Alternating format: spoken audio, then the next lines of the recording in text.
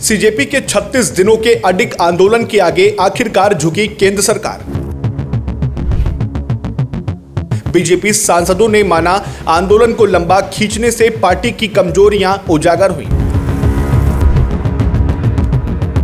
PM Modi ने खुद हस्तक्षेप कर नैतिकता के आधार पर इस्तीफा स्वीकार किया।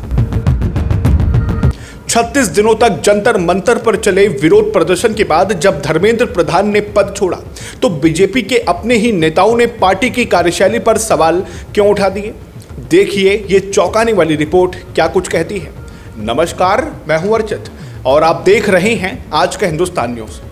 नीट पेपर लीक मामले को लेकर जंतर मंतर पर कॉकरोच जनता पार्टी यानी सीजेपी के 36 दिनों के ऐतिहासिक विरोध प्रदर्शन के बाद आखिरकार धर्मेंद्र प्रधान को केंद्रीय शिक्षा मंत्री के पद से इस्तीफा देना पड़ा।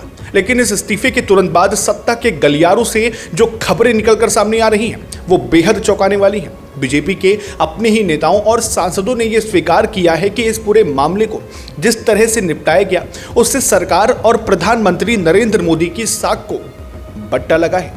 रिपोर्ट्स के मुताबिक केंद्र सरकार ने शुरुआत में धर्मेंद्र प्रधान का विभाग बदलने का प्रस्ताव सीजेपी नेताओं के सामने रखा था।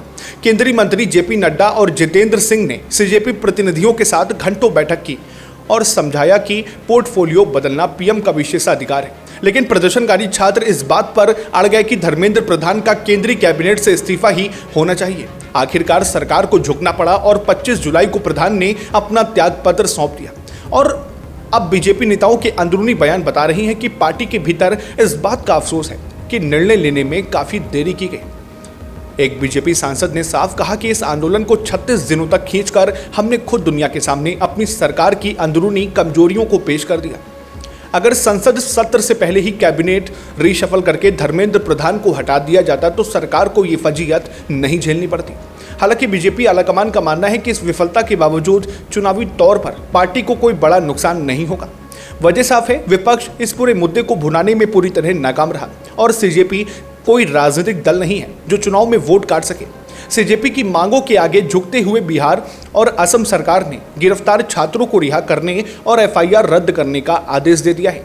लेकिन सवाल वही है कि क्या इस फैसले से युवाओं का गुस्सा वाकई शांत हो पाएगा। फिलहाल आपका इस खबर को लेकर क्या विचार है, अपनी राय कमेंट बॉक्स में जरूर साझा करें। लाइक करें, शेयर करें और सब्सक्राइब करें आज के हिंदुस्तान न्यूज को। फिर मिलते हैं एक और नए अपडेट के साथ, तब तक के लिए नमस्कार, जय हिंद, जय भारत।